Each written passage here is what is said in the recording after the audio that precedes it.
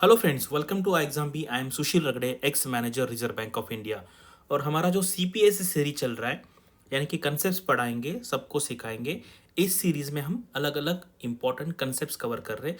तो आज है हमारा नैब फीड। ठीक है, इसको एक्चुअली सही तरीका लिखने का ऐसा है, ये स्मॉल लिखेंगे, then FID।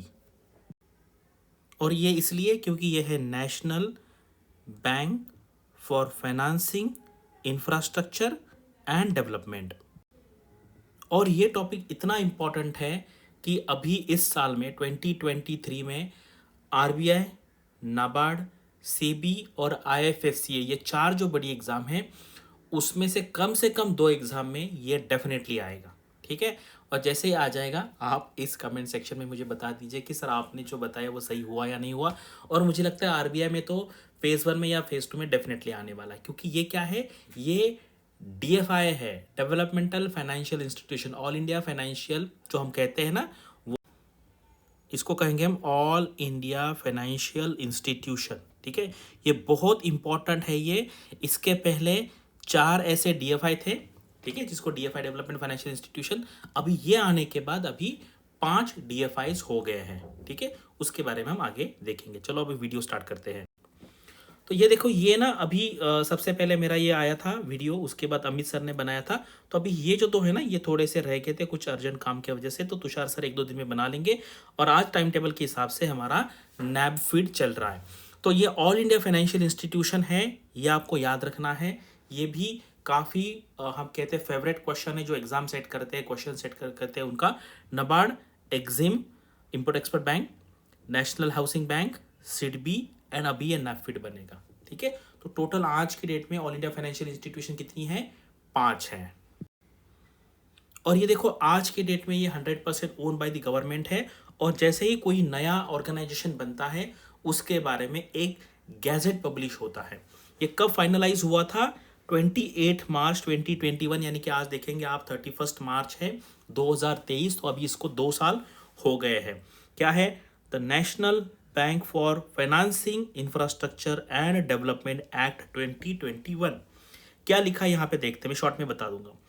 An act to establish the National Bank for Financing Infrastructure and Development to support development of long-term non-recourse infrastructure financing in India, including development of the bonds and derivatives market necessary for infrastructure financing, and to carry on the business of financing infrastructure for matters connected therewith और incidental thereto। इसका मतलब ये है कि आपको पता है कि जो इंफ्रास्ट्रक्चर फाइनेंसिंग होता है ना, वहाँ पर बहुत पैसा लगता है।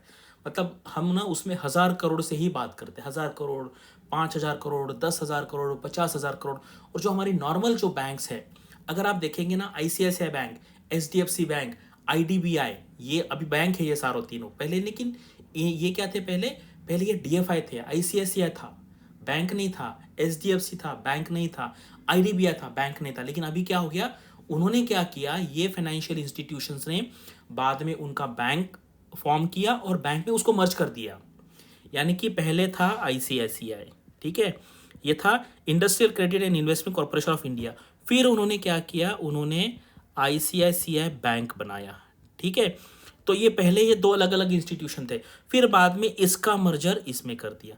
सिमिलर अभी आपको पता है HDFC हुआ है और IDBI का भी यही हुआ है। अभी ये सारे बैंक है, और बैंक क्या करते हैं, रिटेल लोन देते हैं और कॉर्पोरेट लोन देते हैं। रिटेल लोन मतलब जो लाखों में होता है और फ्यू करोड़ में होता है।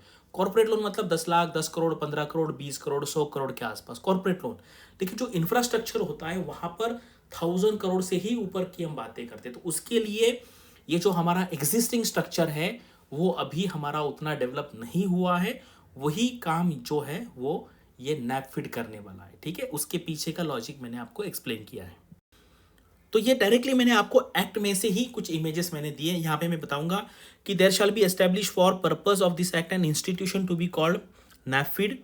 ठीक है, the institution shall be body corporate, ये कॉर्पोरेट होगा, by the name of aforesaid having perpetual succession. Perpetual का मतलब है लाइफ टाइम के लिए है।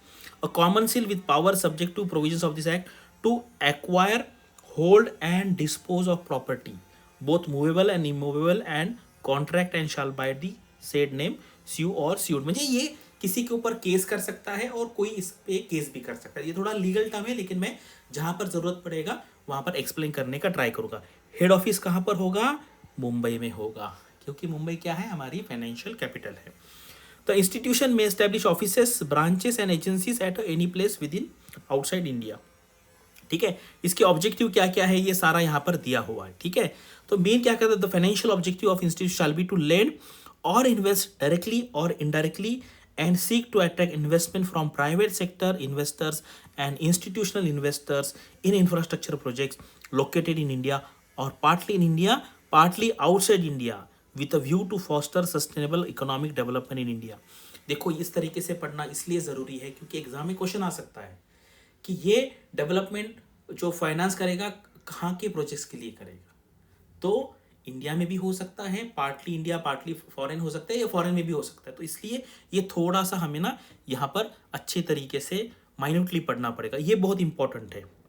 तो authorise share capital of the institution shall be 100,000 crore rupees, यानी कि 100,000 करोड़, यानी कि ये हो गया 1,00,000 करोड़। आप देखिए इतना बड़ा कैपिटल कहीं पे भी नहीं होता है। ठीक है, 1,00,000 करोड़ का कैपिटल है, into 10,000 crore off fully paid up share Capitals of 10 rupee each. ठीक है, 10,000 करोड़ हो गए और एक 10 रुपए का, ये कितना हो गया, 1,00,000 करोड़ का ऑथराइज शेयर कैपिटल है। यानी कि आप देखिए इसके बेस पे कितना बड़ा ये ऑर्गेनाइजेशन। यहाँ पे भी कुछ आपको इंपॉर्टेंट पॉइंट्स में बता देता हूँ। The board of directors of the institute shall consist of the following. Chairperson होगा to be appointed by the central government in consultation with the reserve bank. ये बहुत इंपॉर्टेंट है, एग्जाम में आएगा, कौन अपॉइंट करेगा, सेंट्रल गवर्नमेंट, लेकिन RBI को पूछना पड़ेगा। मैनेजिंग डायरेक्टर रहेगा यहाँ पर, to be appointed by the board on the recommendation of the board and subject to such procedure and clearances. Agencies आपको पता है, सेंट्रल गवर्नमेंट, आईबी है, सीबीआई है, यहाँ से अप्रूवल लेना पड़ता है क्योंकि ये बहुत इंपॉर्टेंट ऑर्गेनाइजेशन है। Not more than 3 deputy managing directors, DMDs है, 2 directors to be nominated by the central government who shall be the officials of the central government. Mostly यहाँ पे आईएएस ऑफिसर्स आएंगे। ठीक है, यहाँ पर एक और इम्पॉर्टेंट एक पॉइंट था, मैं अगले स्लाइड में दिखा दूंगा यहाँ पर। यस, यहाँ पे देखिए, provided further that at least one of the director specified in clause E or in clause F shall be woman, यानी कि वहाँ पर वुमन डायरेक्टर होनी चाहिए।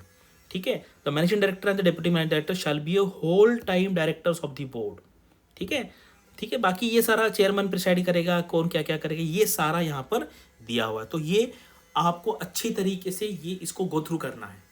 ठीक है, अगर आप नॉर्मल बैंक के एग्जाम के लिए पढ़ना है तो आपको ज़्यादा डीप में नहीं जाना है, लेकिन आप आरबीआई है, नाबार्ड है, सेबी है, क्योंकि आपको पता है ना 2021 में शॉर्ट नोट आया था। अगर इस बार शॉर्ट नोट आ गया, ठीक है, write short note on NaBFID. ठीक है, मान लीजिए 15 मार्क का जो क्वेश्चन होता है उसमें 2 शॉर्ट नोट्स हो सकते हैं, या 10 मार्क का भी आ सकता है, या 10 मार्क में 2 हो सकते हैं। तो आपको पता है 10 मार्क्स का क्वेश्चन आता है तो उसके लिए आपको 400 वर्ड लिखने होते हैं। 5 मार्क का आया तो 200 वर्ड लिखना होता है, 15 मार्क का आया तो 600 वर्ड लिखना होता है। तो मुझे लगता है 7.5 का भी आ सकता है। अगर 7.5 होगा तो आपको 300 वर्ड में लिखना पड़ेगा। यानी कि जैसे 15 मार्क का क्वेश्चन है और उसमें उन्होंने कहा कि 3 शॉर्ट नोट है, उसमें से 2 पे लिखो, तो 7.5 पे आएगा तो आपको 300 वर्ड लिखना पड़ेगा। तो मुझे लगता है आप 10 मार्क की तैयारी कीजिए और 400 वर्ड का एक आइडियल आंसर बना के रखिए। Ideal answer, readymade answer.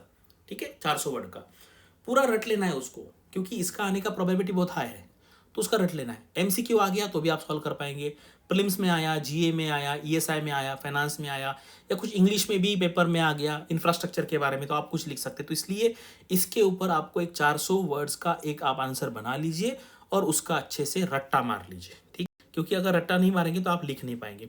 फिर मीटिंग है, the board shall meet at a such time and places and shall observe such rules of the procedure. ये बाकी क्या है, meeting of the board, yes ये है at least once in every calendar quarter and at least 4 such meeting shall be held every year. यानी कि आपको पता है एक क्वार्टर में एक बार करना पड़ेगा, क्योंकि क्या है ना, देखो ईएसआई में, एफएम में क्या होता है, क्वेश्चन जो है ना मल्टीपल स्टेटमेंट आते हैं, तो वो क्या पूछेंगे, which of the following statements are correct regarding the NaBFID. इस टाइप से आता है कि कितनी मीटिंग होगी, 4 होगी, 6 होगी, 8 होगी, इस टाइप से। इसलिए ये जो पॉइंट्स है वो आपको बहुत अच्छी तरीके से यहाँ पर पढ़ लेने हैं। और मैंने आपको कहा 400 वर्ड्स का एक आइडियल आंसर आप बना के रखिए।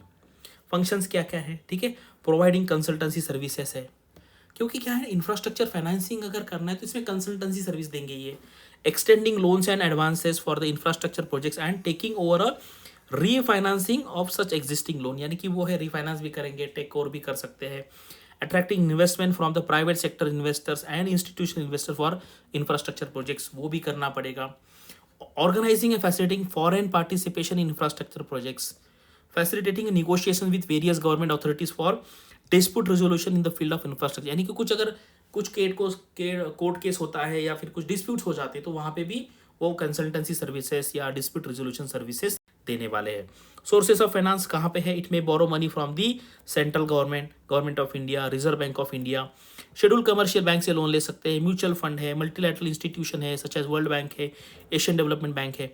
और ये बहुत इंपॉर्टेंट पॉइंट, ये एग्जाम में आ सकता है। Initially, the central government will own 100% of the shares of the institution, which may subsequently be reduced up to 26%, यानी कि बाद में जैसे गवर्नमेंट आईडीबीआई का कर रहा है, तो इसका मतलब यह है कि अभी ये गवर्नमेंट ऑर्गेनाइजेशन रहेगा, लेकिन आगे जाके ये प्राइवेट सेक्टर का ऑर्गेनाइजेशन बन सकता है, क्योंकि अगर 50 से नीचे 51 से नीचे आ जाते हैं तो वो गवर्नमेंट ऑर्गेनाइजेशन नहीं रहता, उसको हम पब्लिक सेक्टर ऑर्गेनाइजेशन नहीं कह सकते, ठीक है। तो ये भी बहुत इंपॉर्टेंट पॉइंट है, ये जो है ना, ये पॉइंट, ये और ये जो 2-3 पॉइंट है, ये सारे 3 पॉइंट एमसीक्यू के एंगल से बहुत इंपॉर्टेंट है। The central government will provide grant worth ₹5,000 crore for to NaBFID by the end of the first financial year, पहले साल वो 5,000 करोड़ देगा। The government will also provide guarantee at a concessional rate of up to 0.1%, बस 0.1%, यानी कि 1,000 रुपये के लिए 1 रुपया, या आप 100 रुपये के लिए 10 पैसे, इस रेट पे वो गारंटी प्रोवाइड करेगा। For borrowing from multilateral organ institution, sovereign wealth funds and the other foreign funds, कहीं से किया है तो उसके लिए वो गारंटी भी लेगा। Upon request by the NAFID, the government may guarantee the bonds, debentures and the loans issued by the NAFID। आपको पता है, अगर इन्होंने लोन इशू किया, लोन बॉन्ड्स इशू किए, मतलब इसका मतलब क्या, वो पैसे अरेज कर रहे हैं, तो उसको वो गारंटी भी दे सकते हैं, ठीक है। तो अभी वीडियो में मैंने आपको इसके बारे में जितना भी इंफॉर्मेशन बताया हुआ है वो आपको 1-2 बार अच्छे से सुनना है, अच्छे से नोट्स बनाना है, और जैसे एग्जाम में क्वेश्चन आता है तो आपको, मैंने कहा, आपको रट लेना है और आपको आंसर वहाँ पे लिख लेना है एग्जाम में। बहुत मैं कहता हूँ हाई प्रायोरिटी वाला सब्जेक्ट है ये, इसको 1-2 बार अच्छे से देखिए। और भी आपको कुछ एडिशनल इन्फॉर्मेशन मिलती है इसके बारे में, रिसेंटली देखिए क्या क्या डेवलपमेंट्स हो रहे हैं, वो आप अपने नोट्स में ऐड कर सकते हैं। अगर आपको इसके बारे में और कुछ क्वेश्चन है तो मुझे आप कमेंट सेक्शन में पूछ हो। Thanks for watching this video and all the best for your studies and upcoming examinations.